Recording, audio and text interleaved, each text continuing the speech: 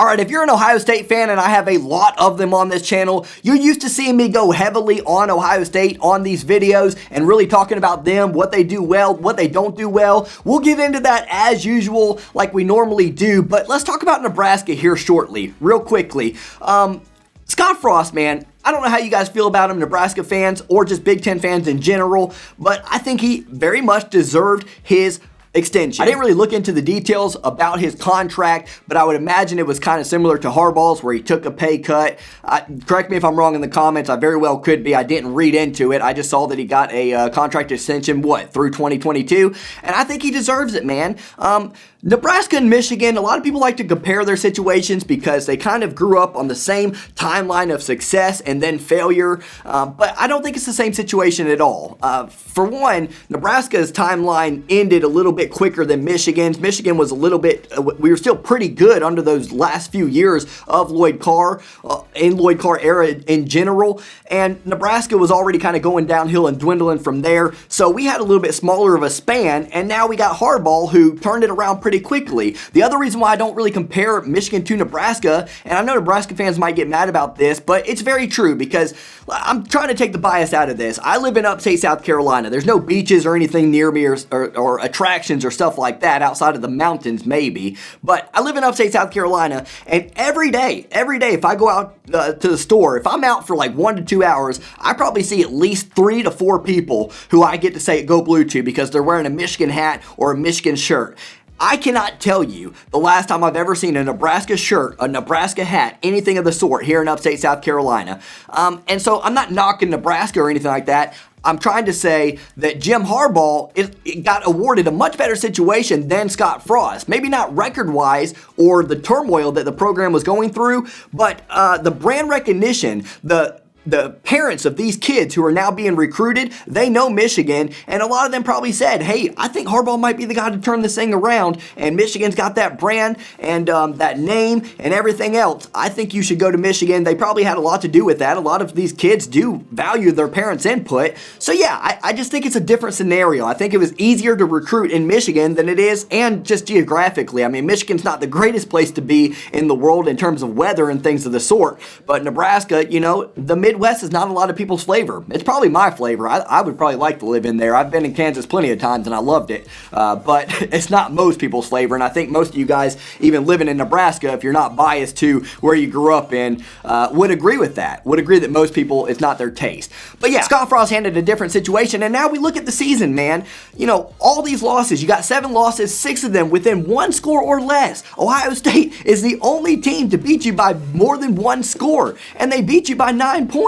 You lost to one of the best teams in the nation by 9 points, and it was much, much closer than that. We're going to get into that for sure. And now the Illinois loss doesn't look half as bad at all. That was the first game of the season. You had to get some things out from under you. Illinois has now reeled off wins against you guys, Minnesota, Penn State. They played really well against Purdue. I think they lost that game by 4 points, so that loss doesn't look so bad. You played Michigan State tight. You played Ohio State tight. You played Oklahoma tight, and you gave me the scare of my life as a Michigan fan. You guys are competitive in every game, man, and now all Scott Frost has to do is, next year is a put up or shut up year, but all he has to do is take some of those games and win some of them. You know, that's all he's got to do and continue to improve. I still think he deserves time, and what I've seen of Nebraska this year, which is plenty. I've probably watched about 5 of your games, the majority of the games, if not all the way through, and I've been pretty impressed with them. I think they're a very competitive football team. I think the only thing I feel like is wrong with Nebraska is what we're going to get into today, which is you've had some special teams errors and just mistakes at crunch time, in times that matter. And I honestly think that's a lot to do with people wanting to play so hard for Scott Frost that they're a little bit tense and kind of messing up at the inopportune times throughout the game when they have plenty of time to make things up. They're playing loose and fresh and playing well. And then when it gets time, you know, they choke. They choke a little bit, but that's okay. That's okay. It just takes time.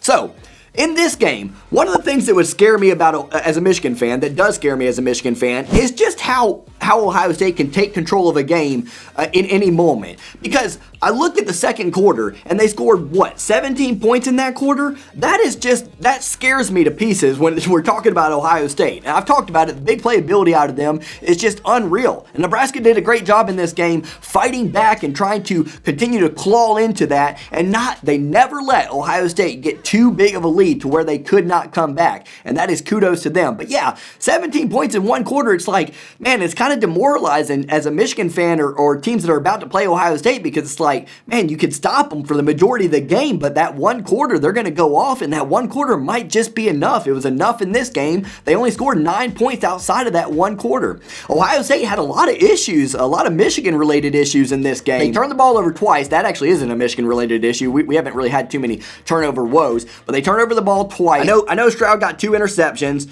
And that's it. So yeah, turn the ball over twice. Stroud with the 2 interceptions, and Stroud, that's got to worry you. He continues to be a freshman. I know a lot of people are going to be in my comments and they say, why do you say that kind of stuff? He had 405 yards. He did. He played great to an extent, 36 of 54. But 54 times 405 yards, that's pretty on par, especially with that explosive offense. He's going to have to limit those freshman mistakes against teams that are a little bit more experienced, a little bit better than Nebraska is in that regard, and taking advantage of those mistakes. So yeah, Ohio State scored 17 in that one quarter, but they really struggled in plenty of areas this time around.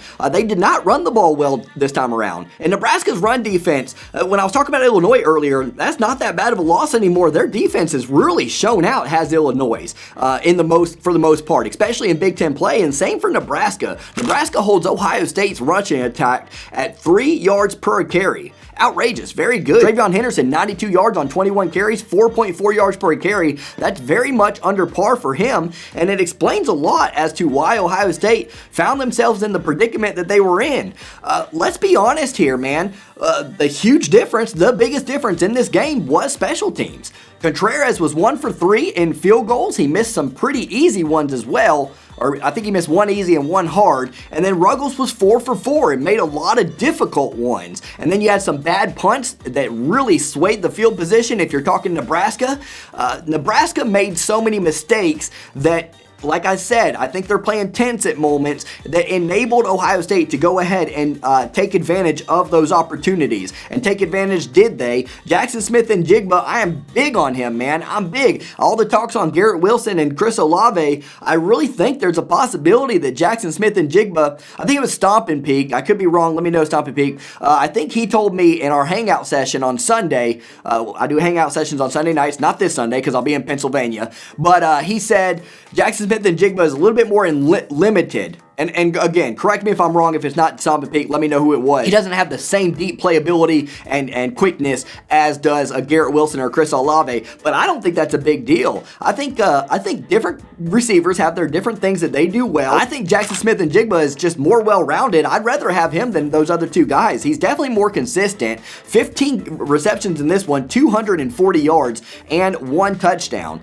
Man, he's a stud. He's a stud, and he's still got some eligibility left. He'll be back next year, so you got to be excited about that if you're Ohio State. So I pretty much went over Ohio State's offense, and they did what they needed to do, you know? They did what they needed to do. It didn't look pretty, especially in the first quarter, but that second quarter, they showed up and showed out, and it was enough to get the job done. If you're Nebraska, Adrian Martinez, you don't like to see 16 for 31. That's just above 50%, so he wasn't as accurate as always, but the big playability was there. He averaged 8 yards per completion, 248 yards. He got 1 touchdown and 1 interception. The 1 interception was not a big deal. That was towards the end of the game when they were down by 9 anyway, so he had to kind of force it. Toure was the leading receiver, and he was outstanding in this one. 4 receptions for 150 yards and a touchdown. Man, that guy got loose. It's definitely something to look out for if you're Michigan State. I don't know if Naylor's going to be coming back. I don't know what that situation is, but you got Naylor, you got Reed. Michigan's got some big playability with Andrell, Anthony, and some other guys. They should definitely look to go over the top with their quickness, those 2 teams, for sure, against Ohio State, because Ohio State, it's one of those things. They can stop the run sometimes, but when they stop the run, they can't really stop the pass too well, and when they stop the pass, they can't stop the run. Now, again, I've said it in recent videos, they're doing better across the board on all of that, and most of the time, when you try to stop something, you're going to give up the other part, but you'd like to see more well-roundedness, like, I don't know, Georgia's defense. Maybe that's asking for too much. It is asking for too much, but you like to see you not give up any of those two things. I do think there's a possibility for either Michigan or Michigan State to exploit Ohio State in a lot of areas. Again, I don't think either of those teams are going to get the win, but I do see plenty of susceptibilities, more susceptibilities than usual in Ohio State's defense than what we're used to in recent years. And I think most Ohio State fans have already said that to me and admitted that, and I think that will be their Achilles heel when we're talking college football playoffs if they get in. I don't know if that defense is going to hold up, along with C.J. Stroud's freshman, freshness in general. I just don't know if the youth of them and the inexperience and the miscommunication that some of their defense has some of the time, I don't know if that's going to get the job done in the college football playoffs. But yeah, they stopped the rushing attack today, 3.3 yards per carry for Nebraska, and they did okay against the pass, but not outstanding. It was a good game. It was a very good game. I know Ohio State fans were probably sweating it out, man. I've seen a lot of Ohio State fans nervous about this Purdue game after seeing the last 2 weeks. The last 2 weeks Ohio State didn't cover. I'm telling you right now, 100% when my sheet comes out, I'm sure Ohio State and Purdue is going to be on it. I am taking Ohio State. I think the spread is 20.5. I'm taking Ohio State to cover that spread. No ifs, ands, or buts about it. Ohio State's been, over the years, pretty good at covering the spread in general. They've lost the last 2 weeks against the spread, so I think they covered this time, and I don't think Purdue's going to come out and shock anyone this time around. I think Ohio State's going to come to play, ready to play against Purdue. I don't think you guys have anything to worry about, and then that'll set up the matchup, Ohio State and Michigan State. And we're going to have some fun, especially if Michigan gets the win this week. We're going to have some fun on this channel between Michigan State, Michigan, and Ohio State moving forward. So yeah, Nebraska fans, I think you stick with Scott Frost. Let me know what you guys think. I still think he's the guy. I do think, if his extension went through 2022, that sounds good to me because it's not too much, not too little. It gives him another opportunity to now take these close games and turn them into wins. If he doesn't do it, see ya. If he does do it to an extent, okay, you can remain, and we'll give you a little bit more length on your leash. So I hope you guys enjoyed that video. If you're new here, this is the music video that I did when Ohio State lost to Oregon. I think you might enjoy that. I don't think it got enough love. It's pretty hysterical, and I enjoyed it. It was hard to make, so show us some love. Give it a watch. Take care, guys. Appreciate you.